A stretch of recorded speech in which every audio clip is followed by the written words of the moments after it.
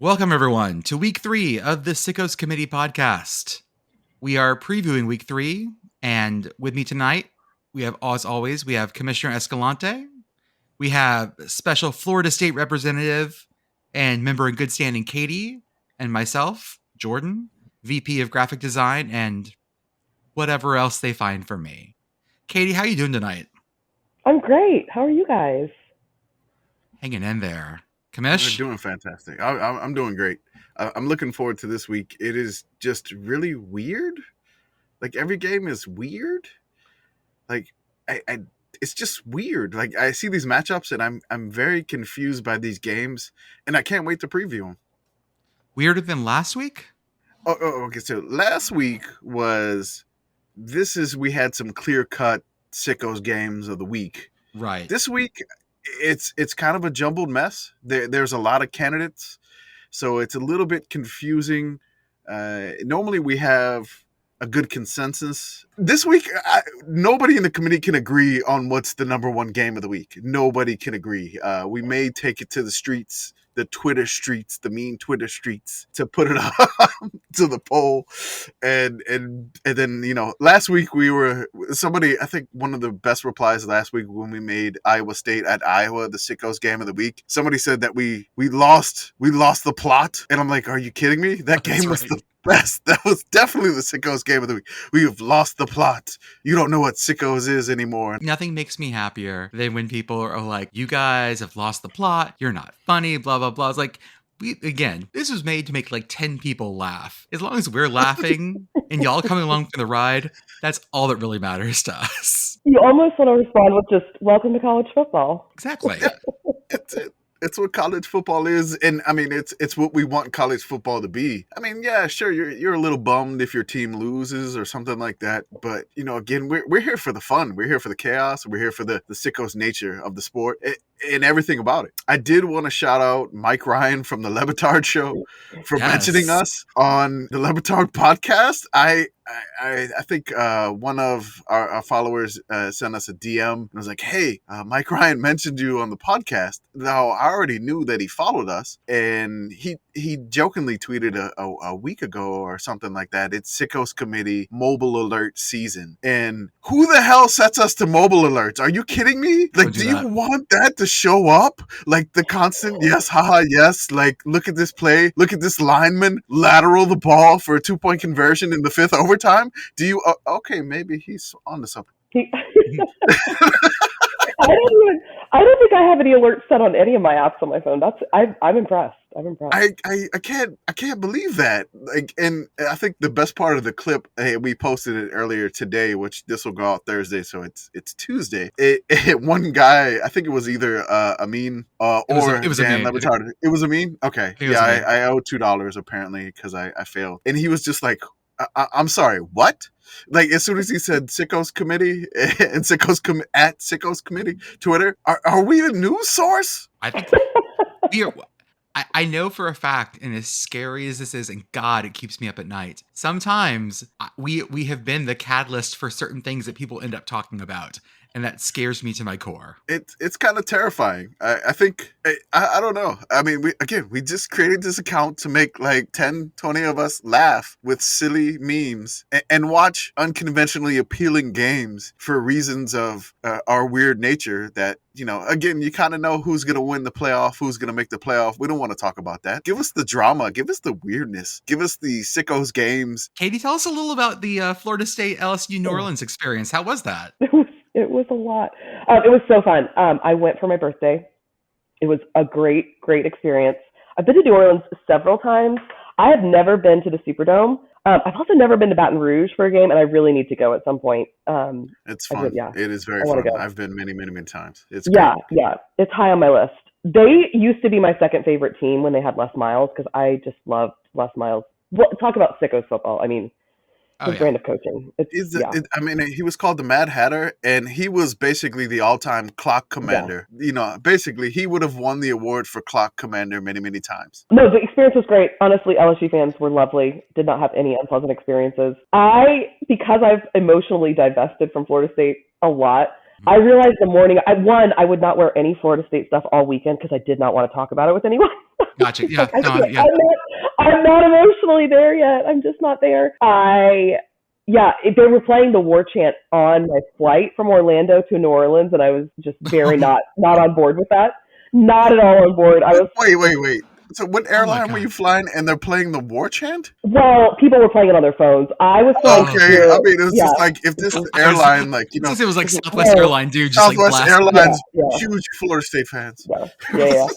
Yeah, it was a lot. Also, the day of, we went to Commander's Palace for brunch, which was so fun. I'd never been to Commander's before. Fancy. It was You great. had to dress It was up and great. everything, right? Yeah. Oh yeah. Oh man. They had the jazz quartet or trio. I think it was a trio walking around playing because it was a jazz brunch, and someone Yeah. requested the war chant. There's video of me being mortified by that as well, just because I just like read the room, kids, just read the room. So yeah, I was very emotionally like not invested for so long, and then realized coming in, we've lost our season opener for the last 5 years. Yeah, no, it's been a lot. It was a lot. Yeah. And I was at the game, Willie Taggart's first game with Virginia Tech with my dad. Like, we were all so excited, my whole family. And yeah, I was, super excited, and then it's been a lot of disappointments since then. So I realized that having won at Duquesne and looking somewhat confident, I don't know, I was starting to get emotionally vested in the game. Like, we all came back to our Airbnb to take a nap beforehand, and I couldn't nap, and I was like, oh, I am emotionally invested in this. Oh no. So there's so much video of me at the end of the game just losing my mind. I think I posted on Twitter the one where I lost my mind and said we're back, and then wanted to go to Popeyes immediately afterwards. That's it. That's what we wanted to know. Like she lost her mind. Katie lost her mind and said that Florida State is back, and then she immediately asked, "Can we go to Popeyes?"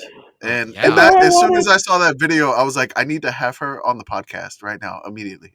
For saying, can we go to Popeyes? Yes, I did say we're back. I don't care how we're back. We're back. I don't know if we're back, guys. In the moment, thought we were. I will say, I did rewatch the game that Tuesday when I got back to see the levels of purple that Brian Kelly was turning, and it did not disappoint. Great.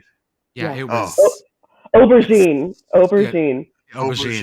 Which, okay, I need to share this because it's absolutely ridiculous. Steel Magnolias is one of my favorite movies. Clary Belcher, who is Olympia Dukakis' character, plays a very rich woman who, I think she buys the radio station, or maybe she buys the football team. I can't remember. No, it's the high school football team. Anyways, she is in the locker room interviewing like players. It is absolutely ridiculous. And Weezer, who's played by, Shirley MacLaine, is very annoyed with her, and Olympia Dukakis is asking the guy, would you describe, they have new uniforms, she's like, would you describe these as purple or aubergine? So anytime anyone talks about Brian Kelly being aubergine, that's all I think of, which is very wonderful, because that's a movie that's set in Louisiana. Okay, so you got it right here, Jordan. Jordan, you're going to have to Photoshop Brian Kelly into Steel Magnolia somehow. Yes! That's fine, yeah.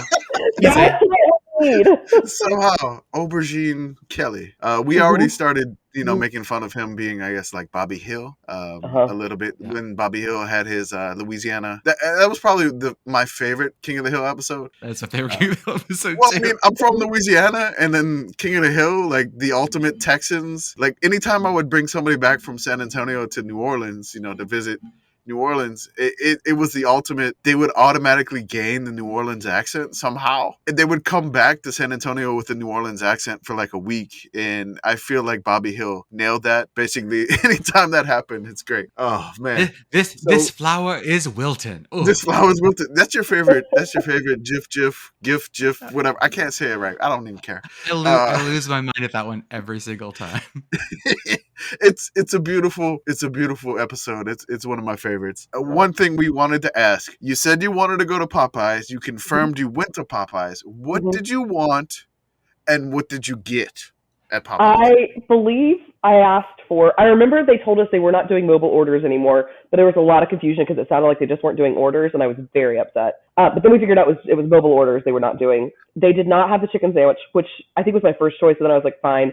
I asked for tenders. They did not have tenders. I ended up with thighs, which are great. It's a great alternative. Choice. And I got the last order of red beans and rice, which was also very happy. And I got a biscuit. So all in all, yeah. When I showed up and the SBC, the Sun Belt Conference when I saw that logo on the side of the building, I was so excited. I was like, these are my people. These are my real people as the Sun Belt Conference. So let's get moving on to the actual games of this upcoming weird week where we can't seem to figure out the Sickos game of the week. We've had committee members stake their I guess they're going to abandon all hope in democracy if we don't pick one game. We've had media members say it's got to be this game. I'm very confused. I'm going to stump for this first one first. Okay. I like this one is the weird one for a lot of reasons. All this right, is let's go. Cal going to Notre Dame. Okay. Notre Dame coming off of a bad loss to a Sun Belt team that I love, and Cal. Cal is such a weird place in my heart.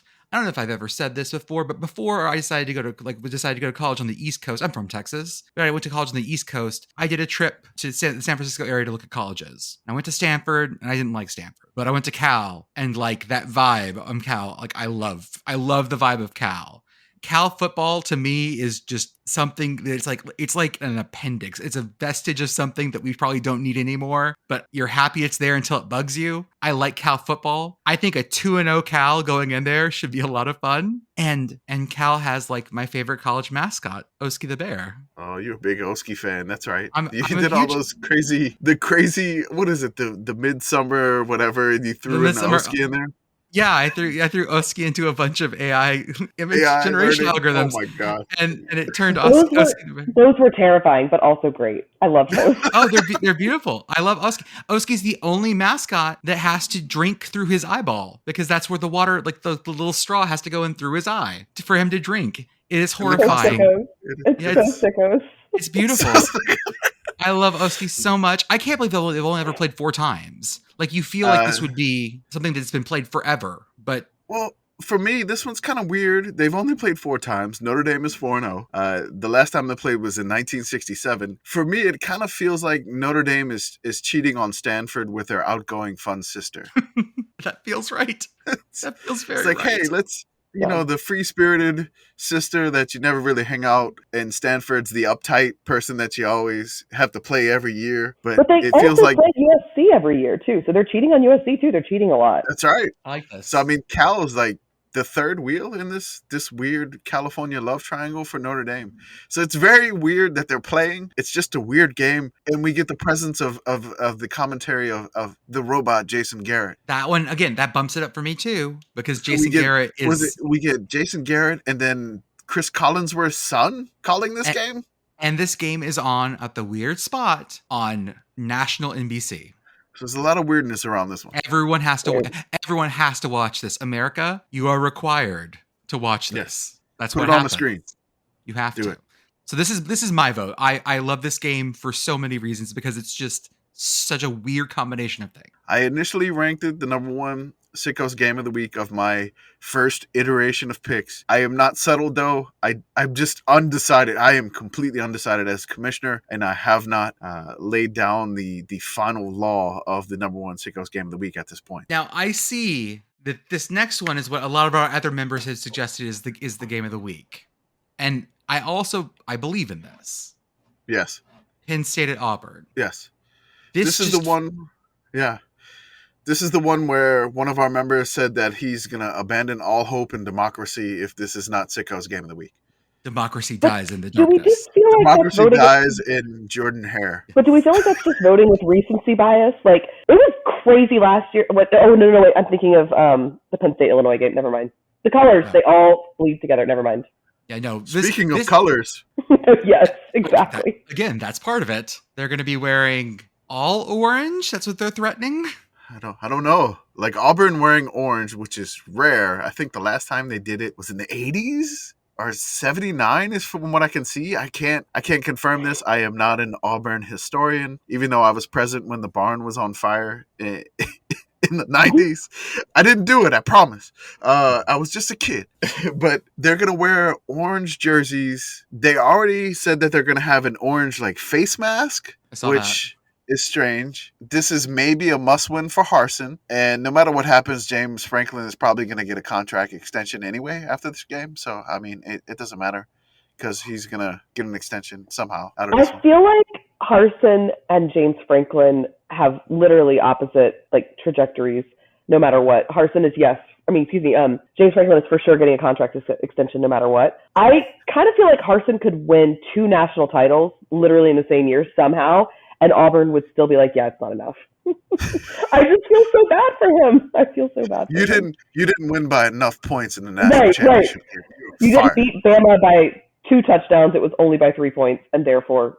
But I totally see why this is also what people think is like the Sickos game of the week, just because this is like the epitome of a game where it might as well be a random number generator. Like I could just like throw 2 balls on a roulette wheel and probably get closer to the final score of this game than anything. I don't know what the line is. I wouldn't, like, if you asked me to bet on this game, I'd rather bet on anything else in my life, because I just like I have no answers for this, and that is attractive. Like, that's fun. I'm looking at the line right now. Hold on. It's just weird. It doesn't make any sense. This game doesn't make any sense. We knew it would be up there. Both of them are 2-0. Like, if Penn State maybe lost to Purdue, which they probably should have, if there was like a loss in this one mixed in it, maybe like Auburn, like, I mean, they didn't play great against San Jose State. Maybe. Again, this is up there. I may poll the followers on this one to just throw it up there. How many times have these teams played historically? Do you know? I think this is maybe only the second time. They played last year, right? Last year was the first time they ever played in the regular season. They played 2 bowl games before that. Okay. But this is only their 4th time ever meeting. So this is also a weird, rare one that shouldn't. Current. This one shouldn't feel weird and rare, but it is. It's like one of those eclipses. You know, you don't see it too often, but when you do, it's weird, and you gotta watch. But don't look directly at it. Don't look directly at it. If you stare directly at this game, you will burn your retinas out. I guarantee it. Speaking of that graphic, what is that? Okay, I love their Lord of the Rings Twin Towers graphic. It's beautiful. I don't know what it means. I don't know what the point is. Do they know what it means? I don't think they do. I don't know. It's weird. It's I think orange. One of our friends said, "Is Auburn in the Upside Down?" Either that. I've also seen lots of Lord of the Rings references. I've seen, it's great. Castle Grayskull. No, it's great. I love all this. What's the line, Katie, on that game? Penn State is favored by 3. The over-under is also killing me for some reason, because I feel like it's going to be low scoring. That's just a hunch, but the over-under is 47.5. I wouldn't bet any of that. I would not put any, like, this is the, oh my God. I because I'm in Texas, I can't legally bet easily, which sucks. But like, I would no, thank you. Pass. Hard pass on all of this. Guys, I have posted about the Iowa under a few times, or excuse me, the over-under about Iowa games a few times, and people have responded and said, why would you bet that? And I'm thinking to myself, do people really think I'm betting this? I'm not. I'm just so intrigued by it. I am so confused about this one. I believe the Bear from Game Day, he's the one that he follows us, and he said that this one has to be the game of the week. This one has to be Sickos game of the week. And okay, so Iowa was initially favored by like 20, I think. They're playing Nevada, by the way. I was playing Nevada, by the way. They're playing Nevada. They were favored by 20. Now Nevada. Nevada. Okay. You can yell at us, Wolfpack fans, whatever. Or I'm sorry, Wolfpack fans. Wolfpack. Wolf. Okay, whatever. Wolfgang. Puck. Okay. No, he said that this has got to be the Sickos game of the week, and so I delved into his mentions and got into a little bit of I guess a discussion about this one.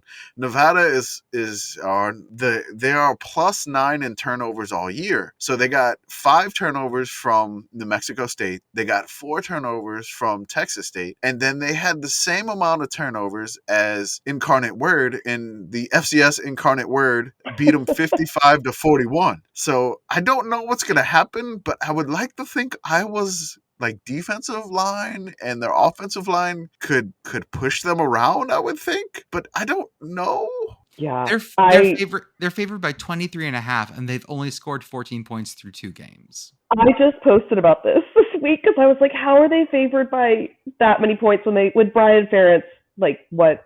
He's an artist, guys. That's all I can say. He's an artist. I found out that Brian Ferentz, he did go to the NFL as an offensive lineman at one point, and he was on the practice squad of the Atlanta Falcons, and they cut him. And then he went to the practice squad of the New Orleans Saints, and they later cut him. So that's Sickos behavior right there. How could you be on the Atlanta Falcons and then the New Orleans Saints? That is like the most pettiest NFL rivalry, the one that is the most college football like. So Brian Ferentz, full on sicko and offensive coordinator of Iowa. This one is interesting for all those same good reasons. I don't know. I think this is a night game, correct? We discovered that last week. Yes, it's at 7:30. Yeah. So night in Iowa City, under the lights at Kinnick, 4 Those poor points. children are gonna have to right. watch this. So again, someone has to watch this. That These was poor like, children. at some point, Iowa will be good again, and these jokes will stop being funny. But until then, I am more than happy to keep talking about those poor children that have to watch Iowa games. I think I have to agree with the Bear, just because the way we're talking about this game, like it's bad. All the stuff that's happening with Iowa is currently out of conference. They could still possibly win the Big Ten West. That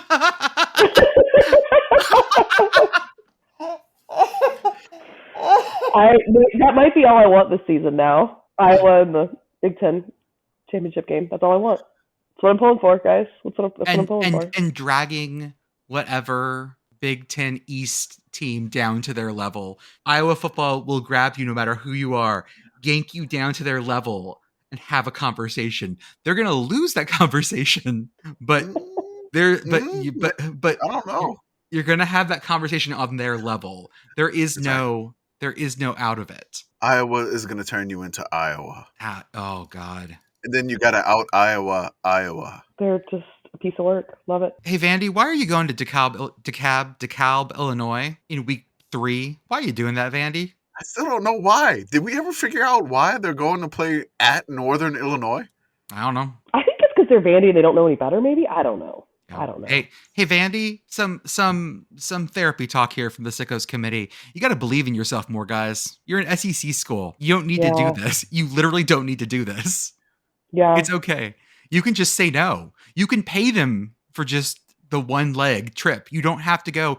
I don't know. Are you going to recruit? Is Clark Lee going to recruit from State Illinois? I don't think so. Yeah, I don't know what this is. This game is going to be. NIU always plays teams close. Vandy has looked competent, minus getting Sam Hartman, which again was great. Happy to see Sam Hartman back for Wake Forest, and happy to see him that he has not missed a single beat and will go back to laying down pain to teams. Makes me so happy for Wake. I don't know about this one. It's a coin flip metric wise. I don't know what to think. And this is one of those that, again, I don't know why they're going to DeKalb, Illinois. I don't know. It's not necessarily close to Chicago. It's about, it's not in Aurora, Illinois by Wayne's World or anything like that. But I don't know why they're doing this. And I've never figured out why they agreed to this. The metrics say it's a coin flip. So basically it's like 51-49. Northern Illinois is notorious for playing close, insane, one possession games. And you probably expect this again. So will Vandy win? I don't know. Should they win? Maybe. I'm going to watch though. We believe in you, Vandy. God, again. I've said the weirdest fucking things this season so far. Last week, I said that the Tennessee Pitt game was too normal. I had to watch something else. And now I'm saying, Vandy, I'm pulling for you. I need to go find Jesus. This is okay. Really quickly, going back to Tennessee Pitt and Iowa State last week, I need to point this out. They were both Tennessee Pitt kicked off at 3:30 and Iowa State kicked off at 4. I want to point out that Iowa State went to halftime before Pitt, Tennessee. And I believe it's because Brian Ferentz thinks this is F1 and the fastest half gets extra points. We're also finally into some conference play. So we get things like Mississippi State at LSU. This game is cursed. This game is always cursed. Always weird. I don't even know what's going to happen. If Brian Kelly watches the video and decides to play zone, then Mike Leach will score 3 points. If they decide they want to try playing man-on-man defense, Mike Leach will score 70. It really just depends on like how they're feeling. No, I was just going to ask, do you think that Brian Kelly and Mike Leach are friends? Because I have a lot of questions. I don't think they are, but I just imagine them interacting, and my brain can't handle it. It's going to be a weird handshake. I don't think Brian Kelly has friends. I kind of agree with that. Imagine. And I can imagine the handshake going in and Mike Leach going like, well, Brian, that was a really great game. It reminded me of the time when Lewis and Clark covered the Louisiana. Let me tell you a little about the Louisiana Territory. It was this time in this country. Hey, what do you know about, do you know much about Manifest Destiny, Brian? And it's just going to be one of those. Like that's. Guys, I have to admit something. I've actually read Mike Leach's book, Swing Your Sword. It was fascinating. Fascinating. I am just fascinated by him. I'm fascinated by all coaches. I can imagine it's quite a page turner. It was. It was great. It was great. Is there an audiobook? Probably. And this was years ago. I think I read it. Does he read the audiobook? That I would love. I would read it again for that. I would listen to that for sure. We're gonna have to find that out. Hold up, give me a second. I may need to figure this out. Oh, good. My local library system has at least the book. It was very entertaining. Very entertaining. Okay, I'll have to look this up later. I know I would if Mike Leach also wrote a book about Geronimo. Oh, I don't know if I want to read that. Leadership strategies of an American warrior. Oh my. Also, didn't apparently he teach a class, right? He taught a class on leadership, right? An author by the name of Mike Leach also wrote Practical Flow Cytometry in Hematological Diagnoses. I have no idea what that means. And immunophenotyping for hematologists. This may be a different Mike Leach. I'm just guessing, or maybe not. Can you prove that Mike Leach hasn't dabbled in hematology? I can't. He's moonlighting as a doctor. That would not shock me, actually. Dr. Leach. If you told me, Doctor, God, that literally shouldn't have simmered down my spine. If you told me Mike Leach wasn't involved in some sort of like bizarre Catch Me If You Can like set of jobs, like I believe it. He's been in weird spots though, right? He's been in what? Lubbock, Pullman, Mouse, Starkville. Yeah, places you go when you're trying to avoid cops, the feds. I mean, like there's really not really any main traffic to any of those cities. Okay, Mike Leach, we're on to you. We sort of have a rule about FCS games and FBS games for Sickos Games of the Week because those aren't really Sicko. There's a lot of reasons why we don't cover those under Sicko, but there are some ones that are interesting. We have started to make a rule for these games if the FCS team is favored. Favored or maybe like a pick'em with the FBS team. Arizona, you invited North Dakota goddamn State to Tucson. Yeah, that's a move. That's a move, man. Wow. Do you know when the last time North Dakota State played an FBS team was? I think I read this the other day. 2016? 2016, because people learned their lesson. So it's been 6 years since they played an FBS team. Yes, because people learned their lesson. And who are they coming back to? Arizona. In the fishbowl. In the fishbowl. The fishbowl, the Jed Fishbowl. A team that's looking better, but not North Dakota State better. Guys, this was my one addition to the doc. A thing I learned from our friend Michael Felder. I think you guys have mentioned him on a previous pod. I love Michael Felder. Oh yeah. In his newsletter this week, he included a bit about Arizona, and apparently when there's a turnover, they impale the ball. And there's a graphic. I put it in the doc. It's amazing. This is my favorite thing in the world. Like absolute favorite thing in the world for a turnover celebration. It's beautiful. It's just great. I tried to come up with something funny. So it's basically a cactus looking sword, right? Yes. Yeah. It's like I called it a cacti. Okay. I like it. I like this. Because it looks like something that Raphael would be wielding in the Ninja Turtles. And so it could be a cacti. Mm-hmm. So I don't know. It's a really bad joke, but that's what I called it. It does feel weird that Arizona has a like pitchfork for their thing. I'm just saying that's because the Sun Devils. It's very Sun Devil. I know. But I do love this celebration. This one and the one at University of Nevada, Las Vegas. The slot machine, fantastic. Oh, the slot machine's my favorite, and the chainsaw. The chainsaw is also my favorite. Wait, who has the chainsaw? Why do I not remember that? We're gonna say it's a German chainsaw. That's right. And it's amazing. And the Georgia Tech turnover whiteboard, whatever they have, where they just write things on it. Also my favorite. That whiteboard was amazing. So on brand. Jason said that everybody could put up their favorite equation. Your favorite on equation. the whiteboard after the turnover. Someone's gonna Goodwill Hunting it. Some punter's gonna walk by and Goodwill Hunting it. There'd be a problem on there. Like, no one solved. That's one of those millennial problems. No one solved that for 400 years. You know, if Scott Frost had still been at Nebraska, Oklahoma and Nebraska probably would have been really high on my list. But Mhm.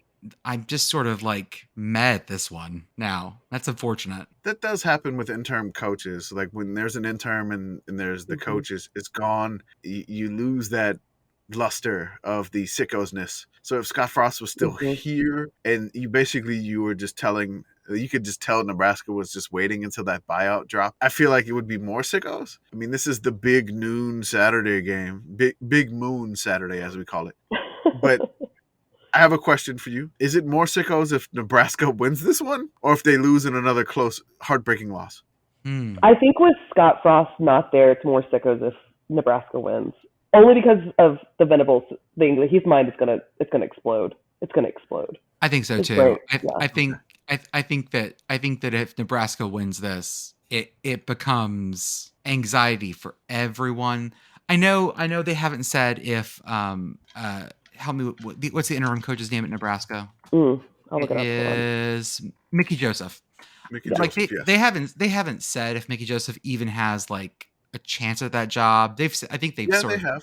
They they said have that they said they would consider him, but Okay. they're basically giving him the cold leftovers of the Nebraska team. Here's your audition of 9 games left, I guess, Yeah. and let's see if you're good enough for Nebraska. Like Okay. here's your like oh, it's Iron Chef and your secret ingredient is like the roast beef I had in my fridge for 3 weeks. A la cuisine. Like that's what this is. I don't know that he's gonna make anything out of it. That seems unfortunate. It seems like it sucks that that's the case. I just don't. You always want teams to have moments of joy, but Yeah. when they're going through bad stuff, like, I mean, Katie understands with I Florida do. State and everything like that. Mhm. You want them to get better. And my favorite thing about this is, like, when they fired Frost, this led to Kirk Herbstreit apologizing for his Nebraska football preseason prediction. Why? Why, Kirk? Never I don't get apologize. it. Never I apologize. don't get it. Like, why? I mean, like, hey, I was wrong. I'm sorry. Please forgive me. Please still watch me on game day. Like, Kirk, we're still gonna watch game day. We're not watching those other shows. We're watching game day. Yeah, that's true. Until we get our own game day show live Yeah, from Sickos game day. live from Until there's FIU and sickos. Las Cruces Yes. every week. Yes. Live from Las Cruces, or maybe live from East Hartford, Connecticut at Marcos. UMass later this year. Or Who knows? We're hitting the big cities. San Marcos. Live from Pocatello, Idaho. It's Idaho State at Idaho. No, I would love to do that. Honestly, it'd be great if somebody hit our Venmo. It's in our link tree. Send us money so we can travel and do Sickos game day. We'll get a cameraman. We'll be fine. It'll be some We'll guy do in his it, iPhone. sure. Some guy, whatever. Here, please record me. So Katie, tell me how you're feeling about Louisville and Florida State coming up. I mean, I feel fine. We've won 2 games. I feel like that's a victory. I hope we win. I think we look somewhat competent. I was actually looking at this. We played Louisville when I was at Florida State. My sophomore year, we went to Louisville and lost, which was very sad. Yeah, I mean, I think we'll be okay, but honestly, who knows? This is what happens. Last year, the Notre Dame game, we kind of looked competent. My family Yeah, I remember that. Yeah. Yes, my family bought tickets to the Miami game because we were like, "Oh, hey, it's great." And then of course things fell apart. Thankfully, we did win the Miami game, which is great. So, serious moment. My dad actually has Parkinson's, so that might have been our last home game together because it's hard for him to go. So I'm grateful that we got that. Grateful for the hope that you gave us for the moment, Florida State in that game against Notre Dame. But yeah, I don't know how to feel about this. I mean, we for 2 games have looked somewhat competent, but it's so hard to know this season who's good. Duquesne, I mean, that was, we should have won that. LSU, I have no idea. So, yeah. Guys, all I could think when Notre Dame was losing to Marshall and then ultimately lost to Marshall was, is Ohio State good? Because Notre Dame played them a little closely. Who is good this season? Who is good? That's the wonderful part about this year is that I think outside of Georgia, I don't know that anyone's great. I mean, Georgia only beat like Samford 33-0. So we're like, but no, we're going to give Georgia the benefit of the doubt. I'm sure they would. Katie, I had a question for you. So There was this giant Mike Fire Mike Norvell Twitter space in December, I think, of last year. Yes, Did I'm you speak familiar. in the Mike Norvell Twitter space? Did you No, but request to speak? absolutely not. I did name it our midnight yell moment and our cult moment. That's when we became a cult. When we had that happen, we became a cult. And it was like our version of midnight yell. I hope it doesn't happen every year. Oh mercy, I hope it does not happen every year. I also have friends who like it's really funny when you follow college football like we do, and then friends in your real life are like, "Oh, hey, I saw that you were listening in on that on Twitter," and I was like, "Oh gosh, Yeah. I was not participating. I was just researching." I did not speak in the Fire Mike Norvell Twitter space. A game that I'm super excited about because I am absolutely going to use our Twitter power to give the Commonwealth Cup to ODU if they can beat Virginia. If you beat Virginia and Virginia Tech, then ODU absolutely gets the Commonwealth Cup until they play James Madison. Well, I found out after we talked last time that they do play James Madison this year. So it is actually like the Commonwealth Cup is now a traveling trophy between four teams as far as I'm concerned. So I'm super excited about it. All the FBS teams in Virginia play. ODU plays every FBS team in Virginia this year. I believe so, yes, unless I'm missing one off the top of my head. But yeah. No, so they play Virginia Tech, Virginia, and then James Madison in conference. Yeah. That's it. Wow. So ODU, if they beat Virginia, and Virginia, as I was told again this past weekend, I was at kids' birthday party, so I didn't know much about the weekend. But when Commish told me that they had lost to Illinois something 30-something to 3, 24-3. I was like, ODU may just absolutely take it to Virginia. I feel like that's going to happen. It's going to be bad. Virginia looked. I went and rewatched just like a little bit of that game. Virginia looked like ass. Ass. I mean, that could be just Bert's ass sitting on you. I'm just saying that when ODU wins this, we're giving them the Commonwealth Cup, at least for the next couple of weeks. I got no problem with that. That is Commonwealth law at this point, as far as I'm concerned. Ole Miss at Georgia Tech? Sure. I had an incomplete thought here. I just said, can Ole Miss? Yeah, I was going to ask you. In the show notes, it says, can Ole Miss? You got the rest of that thought? Do you have any way to continue that thought? Ole Miss? Can they what? Just I don't know. I don't know what. Can Ole Miss? Can they? I don't know what I was asking. I think Ole Miss should win. They should. They shouldn't just win. They should beat. They're gonna lose a dumb game this year, and this could be it.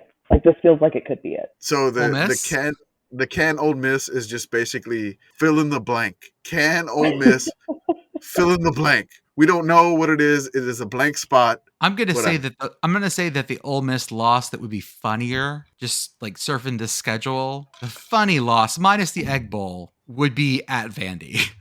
I was just gonna say Vandy would be really funny.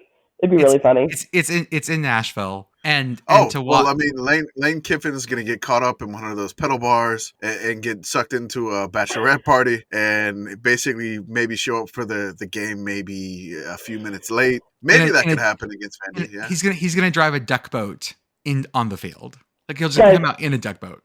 He's absolutely I feel like he's probably secretly okay. Two things. One, he's probably secretly for hire for bachelorette parties. Like somehow, he is. Two, my best friend from high school went to University of Miami, loves football as much as we do, loves Sickos games, all that good stuff, and bought me for my birthday. This year I turned 40. She bought me for my birthday a video on Cameo from Lane Kiffin, and it's just amazing. It's beautiful. There we go. It's beautiful. So that leads me to believe someone was like, why is he doing that? Like, does he need the money? And I was like, alimony, y'all. That leads me to believe he's for hire for bachelorette parties. He is. All right. So yes, he might lose at Vandy, spending time on Broadway. This next game is one that I'm going to let you ask the question, Commish, because this question is just going to haunt me, I feel like, for the next 3 weeks. I just keep asking this question because it's funny, and I'm going to keep asking it as long as I possibly can. Is Syracuse good? Just this thought that we're having this conversation. They're 2-0. I know. They beat Louisville. They handily put away UConn in the Paul Pasqualoni Bowl. Now they play Purdue. Is UConn a big win? Is that? I don't know. But they didn't fool around with them. They put them away. Like One does 48-14? one does not walk into the stadium named after an airplane manufacturer and simply come away with an easy win. Okay, It is called the rent. the rent, And the rent is Field. due. The rent is due when you go play UConn. I couldn't even finish that without laughing.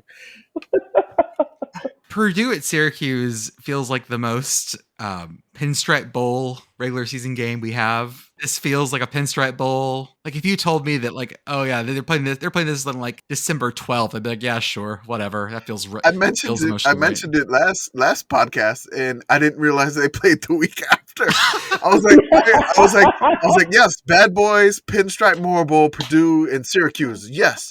And then I saw the schedule. I saw the schedule. I was like, wait, Purdue at Syracuse, we get this? Oh my God. No, I didn't know. I'm just going to say that because as soon as we recorded the podcast, I looked at the schedule Monday morning and I was like, oh my God, Purdue plays Syracuse. I can't wait. It's going to be beautiful. I mean, what does Syracuse good mean? But the main question is Syracuse good? Jordan's face is just like, I can't deal with this question. Man, I'm going to keep asking it. Syracuse, please win. So I can keep asking this question. A game that has lost some of its shine in the last 3-4 days. Miami at Texas A&M was supposed to be the big one this weekend. This was supposed to be like the crown jewel. And now we're sitting here going, I don't know what's going to happen. We'll see what happens. Did we know that they were actually supposed to get game day? I mean, it was going to be undefeated Miami versus undefeated Texas A&M. Yeah. So I feel like that is what happened, and we're going to give credit to App State for stealing game day from College Station. God bless App State. Thank you, App State. We appreciate it. If you play ULM this year, please take it easy on us. By the way, I'm going to say this. This is my you guys know the webcomic XKCD, like the webcomic. It's a sort of nerdy like webcomic. There's an old webcomic for XKCD that talks about how you shouldn't be like look down on someone if they learn something new. That basically each day about 10,000, even if it's a common fact, about 10,000 people learn about a common fact every day. And so, like, for example, in the comic it says like, oh, some people are like, oh wait, you don't know about Diet Coke and Mentos? Like, what are you, an idiot? But no, you should go like, oh my God, you get to be one of the lucky 10,000 today to learn about Diet Coke and Mentos. Like, you're learning something new, and if I get to teach it to you, that's great. I'm excited for the people that learned today that Midnight Yell is weird. I've been to it. I have gone. I went last year. I've been to a Midnight Yell too. It's weird. It's great. It's beautiful. It's what it is. It's what it always has been. I have two Aggie in-laws. I have a brother-in-law, and then I have a sister-in-law. And Midnight Yell is weird, and that's what it is. It's not like a bug in College Station. That's the feature of College Station. That is it. The cheer, fight, farmers fight. Saw them off. That is College Station. And so when you see this happens like every year or so, there's a viral video of Midnight Yell, and everybody's like, "This is so weird." And I'm like, and College Station and A&M is like, "Yes, we know it's weird. This is what we are." Yeah, that's why I'm excited people are learning about it because it's just weird. It's the weird, like it's the same way how every year we get to teach people that Alabama last non-conference unranked loss was to ULM. We get to teach people this every year, and that makes us so happy. That's right. We're going to say that until it ends. Someone every year, someone has not seen the Sad Husky, and we get to show them the Sad Husky, and that makes me happy. So same thing. I'm here, and I'm so glad that you guys some people found out about Midnight Yell and how weird their thing is. That is their feature. That is their culture. That is fun. You know what, man? Do your thing. I went to a college that had a keg as a mascot. Okay, we had a keg in a costume. Okay, beautiful. It was beautiful. Keggy the keg was great. Like, made me so happy. And you know what? That was our weird thing. Yep. Everyone has weird things. It's fine. It's beautiful. Two things. One, there's a Twitter pal I have. His Twitter handle is Death Not Chuck. I don't know if you guys are familiar with him, but he gave a primer on Midnight Yell today or yesterday maybe. I can't remember. It was beautiful. It was wonderful. It was great because it was like, hey, this is dumb. Yeah, we know. It's really dumb. Two, it's stupid. The jokes were written like 100 years ago, and they keep using the same ones. Here's my question. Are they going to reference cocaine when they're talking about Miami in Midnight Yell? I want to know what they're going to. I need to see video of the Miami one, and I will be very upset if we don't get to see that video of the Miami one because of what happened. So Mike Ryan on the Lebitard show said that he's been invited to Midnight Yell. Yes. Wait. And we're gonna bug him. I'm gonna tweet at him and say, hey, from the committee account, like, you need to go to Midnight Yell. I want to hear the Miami Hurricanes jokes. I want to hear the Miami jokes. I want to hear them. Yes. Like, you don't have to record it. Just let us know what the jokes are. You can send us a DM, whatever. I want to hear this. Are there going to be jokes about Miami Vice? Are we going to be talking trash about Howard Schnellenberger? I mean, what's going on? Are you going to be upset? Are they going to really talk trash about the Ibis? I have no idea what it would be. Your mascot got arrested, but our Aggies won't get arrested. Or something. I have no idea. Sebastian the Ibis getting restrained by the Corps of Cadets would actually make me the happiest camper alive. I know you're a Florida State fan, but I am rooting for Miami to win this game because I cannot imagine the Aggie implosion if they go 1-2. I will be pulling for that because I do not care for Jimbo for a lot of reasons. One, you're paying that man $95 million guaranteed, and he just lost to App State in year 5. You gotta extend him. Extend him. The price of oil is high. Extend him. If they beat Miami, they'll extend him. Guarantee. Jimbo wins the big conference game. The dumbest money. Oh my gosh! And I will be honest. I went to a game last year. I went to Auburn at A&M and had a marvelous time. A&M fans are lovely. Oh yeah, cocktails great. Oh, they're great. It was really fun. Nice. But I do not like Jimbo, and I would love for. I occasionally do pull for Miami when it's weird situations like this. Yeah. I will be pulling for them. You and I, Escalante, need to talk about maybe going to Kyle Field to watch him play UMass for SoCon Challenge Week. We may need to talk about that one. And of course, the next game on here is something you just have listed as yikes. Rutgers going to Temple. Rutgers is going to win. I'll say it. That's fine. Rutgers is going to win this thing. Rutgers is looking okay, and Temple looks like lots of ass. Temple may be the worst team in the city. I like that we've limited that to just the city, not state, not anyway. Interesting. I put Penn over Temple. I take Penn over Temple right now. Villanova also, right? We're back to this thing again. I'm going to say that Duquesne's in Pitt and in Philadelphia, and everyone gets mad at me. College sports in Philadelphia. Wikipedia article, please. Are they? Okay. I actually, if you put a gun to my head and asked me where Villanova was, I don't know that I could have told you. The Drexel Dragons. Wait, Villanova's in Philly, right? Yes. I think it is. Yeah. Okay. Yes. Okay. Please tell me. I'm going crazy if it's not.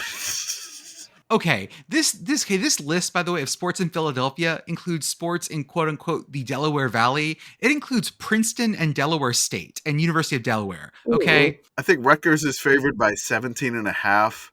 That may be the most they've been favored by in like a decade. Rutgers beat Temple last year 61-14. I'm just dropping that fact. We can move on to the next game. I just wanted to just say that out loud. Southern Alabama, you're going to the Rose Bowl. Congratulations, guys. That's a great place to play. Rose Bowl is beautiful. Enjoy the grass. Southern Alabama is undefeated, he said, very questionably. South Alabama, but yes. It says, sorry. Whoops. South Alabama. No. They're undefeated. They beat the Chips and they beat Nicholls State. That's right. So they're going to lose to UCLA, but you get to go to California, which is a great trip. Good job, guys. Love it. It's the first Sun Belt team to make it to the Rose Bowl. Are they really the first Sun Belt? No. No. ULM maybe made it as an independent, but I don't know about Sun Belt wise to play. We have a Florida special here. UCF going to FAU. I think if Gus loses this, he's gone, right? Like that's. Oh, it's a fire Gus year if he loses to FAU. Yeah, after the Louisville law, yeah.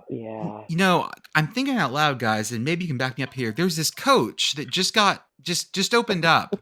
They had a lot of success at UCF there, and I think he's available cheap. I think you got to bring back Scott Frost. I think UCF has to bring back Scott Frost. Stranger things have happened. I feel like nothing's impossible in college coaching now. Nothing. Bobby Petrino to UCF. You heard it here first, guys. Oh, bless it. Is he still coaching? He was Missouri somewhere. State. He's actually that's going to actually matter a lot in a second. Because, no! Oh, because Missouri State's going to Arkansas this week. And if Bobby I'm Petrino doesn't sorry. come riding in on a motorcycle, I will lose all respect for him. The little bit of respect I have left for that man, I will lose it entirely if he does not come in a motorcycle. Do it, Bobby. Go, Enter the Bobby. field on a motorcycle. The only thing Yes. interesting about Eastern Michigan and Arizona State is that we got our Detmer leader heading to Tempe. I'm excited for this for that very reason. Arizona State looks just like Meh. warm, just sort of Meh. like tepid milk this year. Is this Arizona State boring? Did like Herm Edwards just like turn Arizona State into like the all brand cereal? That sucks. Or maybe just like cornflakes? Just like a plain Yeah. Cheerios? UTEP is going to New Mexico to finish their conquest of the Land of Enchantment. There should be a trophy for UTEP if they win this one. We will make the bowl-bound UTEP if you win this. The bowl-bound express is back on, and we're going to get you to 6 wins with all of our heart and all of our soul. North Texas at UNLV. UNLV is favored, which is a weird thing because UNLV has been really bad. I just want to see the turnover slot machine a lot because I love it. Yeah, I do love love it it. too. I'm glad they lean into that. Like, if you're in Can we- Vegas, why would you not lean into that? Can we get a Also, Can we it's get a- college football. Lead into all the silly things. Dude, Just lean that's in. right. Yes. I want Guy Fieri there, like UNLV alum. I just want to see a Guy Fieri cameo for this one. Texas Tech at NC State. These are two teams that are just so like spiritually connected that it just makes sense. This just feels like the same team playing each other. Yes, it does. And I don't know. Yeah, if NC State shows up, it will be great. If they don't, I don't know. Texas Tech has looked really good in the last 2 weeks, but they've also played that's a lie. They played Houston and they beat Houston. So Texas Tech actually has like some energy going into this. Texas Tech is 2-0. Was Texas Tech the ones that tweeted out the crushed up can of Red Bull? Yes, Yes. Yes, they were. I love Dana Holgerson, but that trolling is top notch. Just top notch. Pitt, you're going to Kalamazoo. Sure. It's the revenge game. Pitt's revenge. So we asked one of our favorite Sickos Committee members. He is going to pronounce how a Yinzer would say Kalamazoo, and we're going to add the audio here. Kalamazoo. I can't say it, but like I think it sounds like Kalamazoo. This is the revenge game from last year. We all sort of collectively forgot this when Pitt like found their groove and just absolutely started like dropping bodies. But Pitt lost to Western Michigan last year. They did. It was great. That happened really early on. I forgot about that. Everyone did. A game coming up this has been one that's been on my list for a while, is UTSA at Texas. This is the first time the Roadrunners are going to Austin. Texas did look great. You're absolutely right. Like Texas looked amazing. They're without Quinn. They got Hudson Card, who also looked good. That's fine. And he's banged up. And I remember at the beginning of this season, actually, when I first saw this game, I had this conversation with you, Escalante, I said that ULM's going to look good. They're going to get hurt bad against Alabama. And then who comes into town week 3? Meep. So I'm just going to say this, like the entire city of San Antonio is extremely keyed up for this one. Also, it would be very hilarious in Sickos if Texas loses after they got ranked for losing close to Alabama. I really appreciate a vertical, an upward move after a loss in ranking. I think we need to do this more because I really do believe in the like good loss. I like that. And I really think that we should not only move people up more for close losses, I think we should move people down more for bad wins. I want nothing more than for them to now lose this game because they got ranked for losing a quality loss. Oh wow. That might be the only game I watched this weekend. The actual quality loss ranking. I think I was talking with Parker, Stats at War, and he was like, "What's Texas going to be ranked next week if they after this quality loss?" And he was like, "I'm going to bump them up to 16." I was like, "No, they're going to be like 23rd." And what did they get ranked? 21st. Mm-hmm. So I was like, they're going to sneak them in there after a loss. Just the hilariousness factor. I know they're banged up, but it's just funny if like, hey, you got ranked after a loss and then you lose to UTSA and then you get right back out the rankings. And again, UTSA has never played Texas. They're in the same system, so it's like UT Austin versus UT San Antonio. It would just be very hilarious because I mean, San Antonio didn't create their football program until like 2008, 2009, and to have them beat Texas would be absolutely sickos and hilarious, and so of course that's what we're rooting for. Yeah, Texas, who has like $150 million athletic department budget, just going down to UTSA. It'd be so beautiful. It'd be so great. Colorado State's going to Washington State. Sure. Colorado State just got the living tar kicked out of them by Mitsu. Washington State just beat Wisconsin. You know, after that game, Middle Tennessee just extended their coach. They extended Rick Stockstill. Do you know how many years Rick Stockstill has been at Mitsu? He's one of the longest tenured coaches ever, I think, in NCAA right now. Like I'm at least like 12 years, I think. Oh, really? Wow. No, wow. It's way more than that. One sec. It's more? 2006. Oh, 16 years. 16 years. Wow. Okay. Wow. So the only coaches who have been around longer than him have been Pat Fitzgerald, Kyle Whittingham, Mike Gundy. I'm waiting for the last one. There it is. Wait, who's the last one? Kirk Ferentz. Kirk Ferentz has been at Iowa since '99. That was my freshman year of high school. Okay. Kirk Ferentz has been there, and they just extended Rick Stockstill. And of all those coaches, Rick Stockstill just broke 100 wins. I feel like Middle Tennessee is in this weird marriage where they could try for something more or maybe have somebody better, but they're just happy with what they got. Yeah, and they don't want to improve it. Why rock the boat? Dating Why sucks. rock the boat? Tinder sucks. I don't know how to date anymore. No, you don't want to be out here. Are you kidding me? No, I'm not going to swipe right on Tinder. Is that the right way or is it left way? I don't want to know. No, just be happy. Be happy with what you have. Yeah, that's what it fine. is. Middle Tennessee doesn't want to date anymore. That's fine. No, they don't want to do it. Georgia's going to South Carolina. Sorry, South Carolina. Air Force. I don't know. No, it's not. No, no. It'd be Spencer Rattler's no Steven Garcia. That's true. God, I just wanted to say that sentence. I just wanted to say it. One of the worst fucking things you've ever said on here. Oh my God. I mean, this is the Sickos Committee podcast. Oh, so I know. I did want to say that out loud. So yes. But there are sickos, and then there's like everybody, like every fiber of my being just shuddered. Oh God. Build him a statue.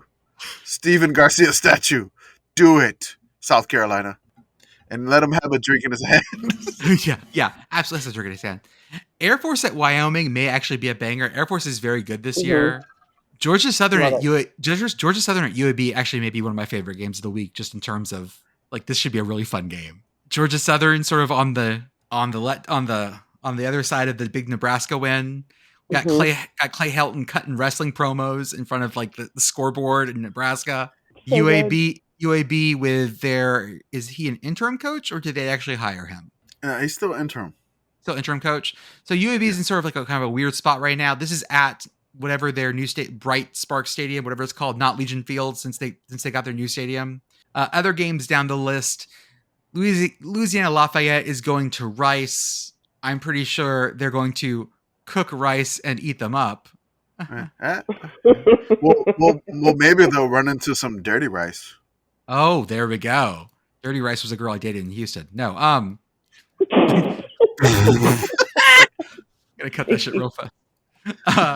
No, leave that in. That's hilarious. Yeah, please leave that in. Please leave that in. Do it.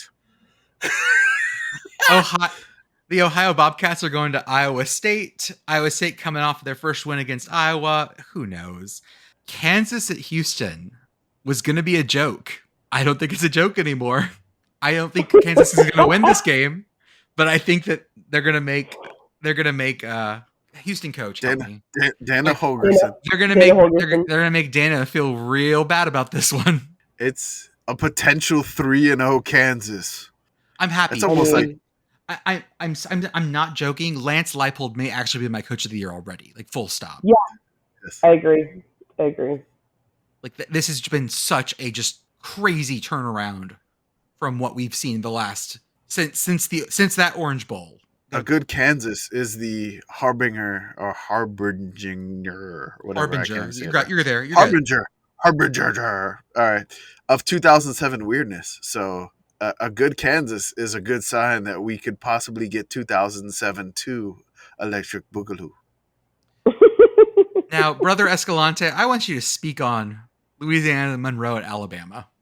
All right. We already mentioned the fact that the last unranked non-conference team to beat Alabama was ULM in that fantastic year of 2007. So Bobby Bowden was coaching at West Virginia at the time, and he extended an offer to a young quarterback named Nick Saban to come play quarterback for him at West Virginia. Saban declined and went to Kent State. Like, can you imagine that nowadays? Go Like, Golden hey, Flashes. I'm not going to West Virginia. I am going to Kent. There's a 0.03% chance for ULM to win on our friend Parker's stats of war, his projections. So a 0.03% chance of ULM to win. I want both of you to suggest some really weird things that I would have to do if ULM wins this game. You got to get the score. You got to get the score tattooed on your body. I'd have to get the ULM score tattooed on my body. Okay, Yeah, that's one. Yeah, absolutely. Yeah. Do you have anything, Representative from Florida? I mean, Nick Saban eats Little Debbie's for breakfast every morning, so something with Little Debbie's. I don't know. Eat a whole sleeve in like 2 minutes. A whole package of Little Debbie's in 2 minutes. Is he a fan of like the oatmeal cream pies or whatever? Yes, the oatmeal cream pies. That's what it is. I'm sorry. That's what I meant. Yes. That's a lot. So okay, a ULM tattoo of the score, yeah, like in like the Billboard fashion that they had from 2007. Okay, I'll do that. Maybe on my, I'll say that on my right arm if that happens. And whatever, eat a sleeve of oatmeal cream pies from Little Debbie in X amount of minutes. We'll figure that out later. If this happens, if that 0.03% chance happens, it's gonna be the Little Debbie's, the tattoo. And I'm pretty sure I'm going to have to like put an air tag on you to find you. From, like whatever, like screaming through the neighborhood, like rager you're going to go into. I will literally probably ascend. I will probably ascend to a higher plane if ULM beats Alabama. I will literally, I mean, I remember how I felt in 2007 when it happened. Like my roommates, we were like talking to each other on like a 3-way call, like, oh my god, they did it, they pulled it off, I can't believe it. I bought like a t-shirt. The t-shirt said "The Beatdown in T-Town," and I'm like, I never heard anybody ever call Tuscaloosa T-Town, but whatever, it worked. It was a beatdown apparently, 21-14. But yeah, if that happens again, I'm probably gonna have to get a tattoo. I don't have any tattoos ever. I don't have any. I got none.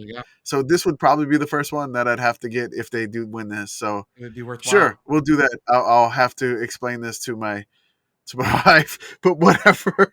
If it happens, baby, I promised on a podcast that that I would get the ULM score on my body if ULM beat Alabama.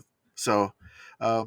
And Jordan refused to edit it. I had no control. Jordan refused to cut it. And Jordan refused to edit it. And I can't be a liar to the Sickos account. I got to stay true to the Sickos. Gotta stay true. That's right. Got to stay true. The best I can hope for in this game is that ULM comes out with the same number of players that they went in.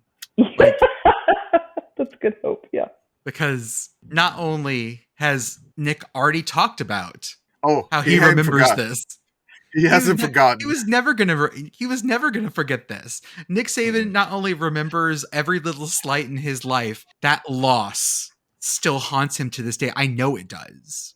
And every analyst, I want you to think about how many analysts are on staff at Alabama that have been spending the last week looking at ULM tape and finding every, like, this guy, has a slight limp on his left knee. So I need you to go in there, and the first thing you're going to do is just land on it as hard as you can. Like, this is going to be the most surgical strike you've ever seen. Especially after how close it was with Texas. Ooh, it's not right. So mad.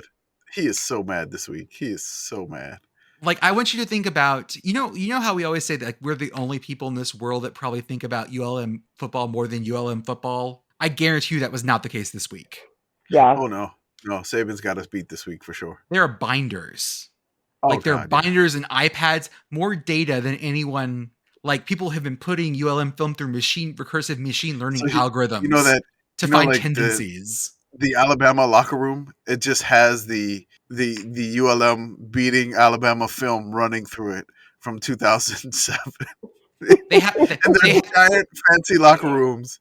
You know, the ridiculous screens. So like every locker has the same game playing over and over again. He hasn't forgot. Nick every day this week has sat down in his chair at home, not gone to bed, and watched that film over and over. And this is going to be a rough one to watch. Hey, I will happily get a tattoo of the score if this happens. I may eat some oatmeal cream pies regardless. I may eat a few if they score a couple of points anyway. I just hope ULM doesn't get shut out. I think Alabama's like a 49.5 point favorite. So yeah, That's right. I definitely. If they pull it off, I'll have to get a tattoo. Apparently, the Husky Revolution is marching on to Michigan. Has Michigan settled on a quarterback yet? I think the JJ McCarthy guy is starting, so I think they have. But I don't know. We should probably read the Book of Solomon in the Bible, and that's right. Yeah. King Harbaugh or Ezekiel. I don't remember what book it was, but yeah, one of them. Who knows?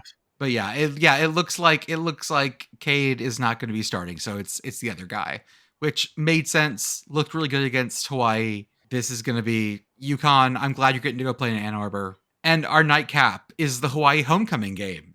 Duquesne from Pittsburgh, Pennsylvania, which I learned. That's right. You got it right this time. There you go. is going to the islands. This one is going to be once again on the Team One Sports app, our favorite app, the official app of the Sickos Committee. That's right. Sponsor us, please. Team One Sports app. I don't know if you have any money for advertising, but please sponsor us. We will tweet about you endlessly, and please sponsor us. We're open. We're open for business. We do that anyways. We always tweet about the Team One Sports app because that's the only way to find us fucking games. I was like, hey man, you sickos that you're still up with us watching this, you want to watch Hawaii at 11 p.m. Eastern? Hey man, I got this app for you. It's the Team One Sports app. Download that to your phone.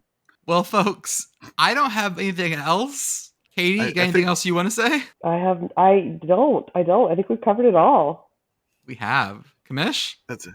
Oh well, I want to welcome, Katie, the Florida State representative of the Sickos Committee, on the podcast, and I want to wish everybody a happy yes, haha yes. I have nothing else to say. Apparently, I have to get a tattoo if ULM defeats Alabama. No, I don't like, I like buying weird T-shirts, but a tattoo, you know what? Whatever. If they beat Alabama, I will be happy to get this tattoo. Oh, I'm going to start coming up with some designs for you. Don't worry. I got a whole sleeve with like Terry Bowden's face, drinking from a chalice, like an elephant head chalice of blood. Oh, it's gonna be great. Okay, now you want me to get a sleeve? Oh, it's gonna be great. It's got to be a sleeve is fine, but then you got to get the whole back piece too. I'm thinking, it's going to be a whole. Yeah. I've got some ideas. I'll send you some art. It's fine. I'll design. I'll design it for you. We're good. Don't worry. Tweet it out with the episode. Yes, do it. Oh yeah, absolutely. I love that. Just like it's going to be like Ben Affleck's back tattoo, the Phoenix. You're going to have Terry Bowden on your back. Beautiful. Exactly. Oh yeah, that's what on your back, Terry Bowden. On the cross, a la Jesus, looking up. Oh, Jesus Christ. It's great. Can I get like Terry Bowden in a kayak on Bayou Desired or something? You should have TBUs and what they mean on your back. There we go. Yeah. The calculations of the TBU in the math problem with the lady. You should have Alabama. You should have Nick Saban's salary calculated in TBUs. There we go. A whole equation. That's what it should be. That would be gorgeous. Equation. Like one TBU equals 430,000. Nick Saban's salary equals X amount of TBU. Well, folks, it's been a good one. We will see you guys on the other side of this college football weekend. Have a good one.